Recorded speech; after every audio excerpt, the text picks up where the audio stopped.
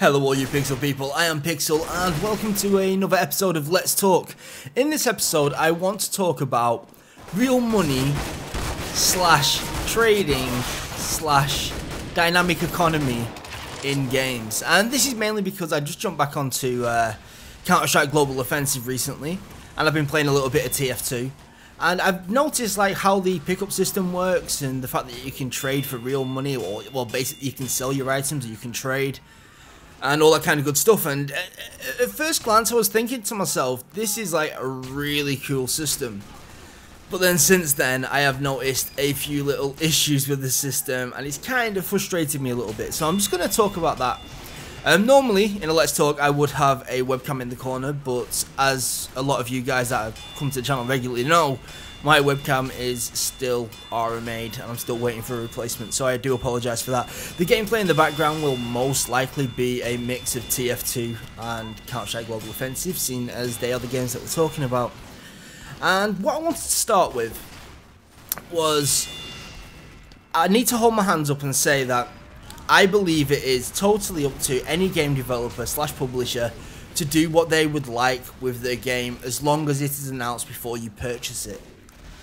And I'm mentioning this now because I'm somebody that purchased a long time ago Team Fortress 2 before it went free to play.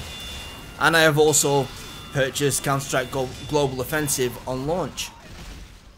So I've paid money for these games, and at the time of their release there was no trading, there was no in-game economy. And when that came in, like I haven't got as much of an issue with Team Fortress 2 because after all it is a free-to-play game. I mean, I was rewarded with, I can't remember what it was, but there's a couple of items that you got if you purchased the item, if you purchased the game at launch. Can't remember everything, but I haven't really got an issue for that. I was compensated. I enjoyed the game before the people that played free to play could do, so I've not got an issue. But the difference with Counter-Strike Global Offensive, I mean, there's a multitude of differences which make this kind of a strange topic, and this is why I want to compare them together. The main difference right now with Counter-Strike Global Offensive is that you pay for the game still. And when I paid for the game at launch, I was not expecting there to be this trading economy. And the thing is, it actually changes the way that people play the game, and this is my biggest issue right now. Because Operation Payback, or Operation Bravo, I think it's Operation Bravo, has just been released for Counter-Strike Global Offensive, and it's £3 or $5. And with that you get 8 new maps, which run on competitive, casual, and deathmatch. And there's also a bunch of skins that you can actually get for your weapons with this, as long as you have purchased Operation Bravo. So I've jumped onto that and I've started playing, and what I've noticed on quite a few servers, there are players just running around in a circle, not firing, not looking at me. You know why that is, don't you? Well, yeah, they're farming items, so they're jumping into a server, running a script which just keeps them moving so they don't get kicked for AFK. I don't believe there's any vote kick system on the official matchmaking stuff, so these people are literally spoiling the game. I mean, in deathmatch it's not a massive issue because, well, yeah, it's deathmatch, it doesn't really matter, but if you get one of these people on your team when you're playing casual competitive or competitive and you spawn 5 versus 5 and 2 characters are at your spawn just running around in circles, it effectively ends up being 3 versus 5. And it's always an awkward one. As soon as there's actually a financial incentive to do anything in life, people will go out and do it. People choose to become dustbin men. A lot of people think that that's not a great occupation, but it pays money, so people will do it. It's amazing what people will do for money, and I don't know if this is going to be as big in America because so far, this is not a dig against Russians, but I've checked these Steam profiles of the people which have been doing this, and out of the 6 people that I checked, 5 of them were Russian.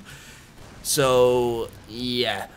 But what I'm basically saying is, the fact that these people are spoiling the game just to get items is one thing. They are basically mining items.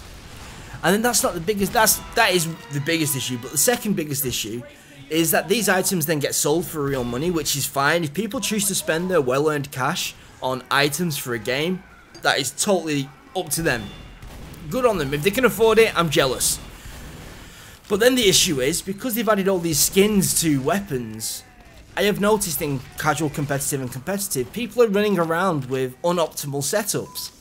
Like, I'm sure Valve have got the stats to prove this, and I'm hoping one day they release the stats. I don't know if there's a way of seeing it currently in Counter-Strike Global Offensive, but I can almost guarantee after they added skins in, the usage of weapons across the board skyrocketed, apart from your AK, your M4A1, and your AWP. I reckon that they actually dropped because people are actually sacrificing having the best setup to be able to show off and try out their skin for a weapon, which is kind of crazy.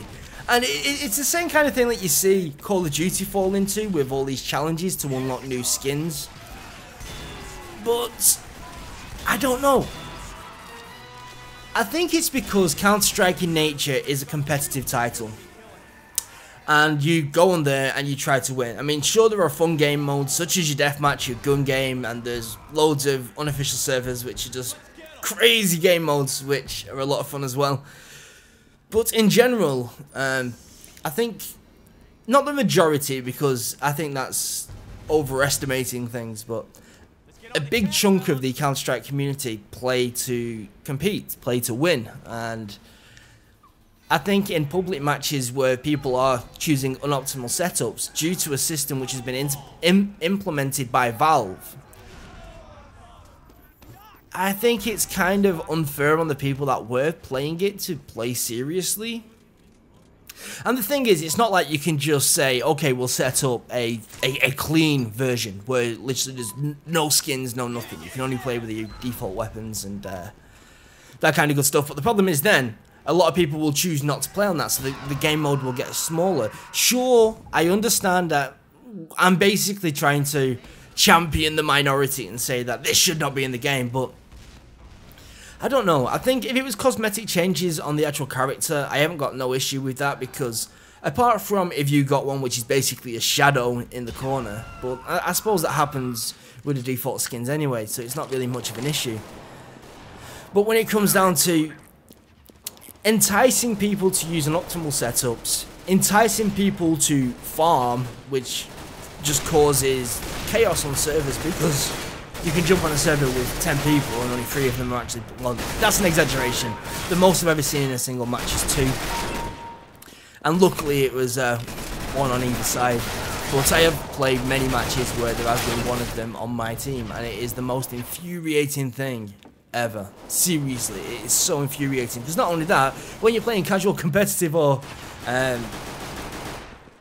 casual or competitive, what happens is you 4 die, and then the enemy team run around for 5 minutes looking for this next guy, and it's just, it expands the time that you sat there waiting, and all because this guy wants to get some unlocks, and he's not using them for himself, he wants to then go and sell them. And it's kind of crazy. I've checked up on the marketplace, there are weapon skins selling for £40–50, $70. So yes, it is profitable. I mean, right now I'm considering myself, what do? Do I go out there and buy 10 cheap £80–90 laptops and 10 copies of Counter-Strike Global Offensive and all run these scripts and start farming weapons? Because I tell you for a fact, you would make a profit. You would make money. You would make paper. Sure, it'd be inconsistent. It's not like you could say, well, I'm going to earn this much every week, but you would earn money doing that. And I mean, this also exists in Team Fortress 2. The difference is, in Team Fortress 2, there are idle servers where people do this kind of thing. And it's still unfair. It still comes down to the person who can get the most accounts into that server and just idle and die and get pickups is the person that's going to be able to generate some income using the game. I think the boxes and the keys actually kind of helped this by restricting what you could sell as well. Also made it not as viable in Team Fortress. I think a lot of people in Team Fortress, in all fairness, do it because they enjoy collecting it, and I've got no issue with that whatsoever. But in Counter-Strike right now, maybe it's just because it's new. But yeah, I'm seeing this setup affect the game negatively, and that's kind of not what I was hoping to do. And I mean, we know that Blizzard has just announced that they're cancelling the real money auction house in Diablo and the actual auction house full stop.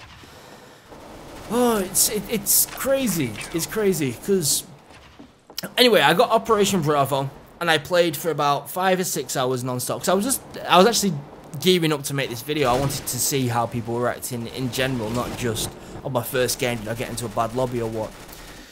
But what I noticed was, well, not what I noticed, what happened was, I've actually unlocked 3 skins right now. And I've already sold one of those skins for, I got £7, so I think it was £9 something that it sold for. And that was twice the price of what I paid for Operation Bravo, so I've already made my money back. And I really do think that that's a really cool idea. But I don't think it should be done based on idling. I definitely believe that there should be some kind of skill reward or teamwork reward, or maybe it's done on the amount. It's really difficult to do without it being exploitable. That's the issue. And I think until that happens, I'm really not for this system whatsoever, to be honest. Anyway, guys, I know it's just a bit of a ranty kind of commentary, but hey, what can I say? I've been affected by Counter-Strike and Team Fortress 2. Anyway, guys, I am Pixel. Don't forget to slap that subscribe button for some more PC gaming goodness, and to like this video if you like this video. Back to Counter-Strike. See you later, guys. Bye-bye.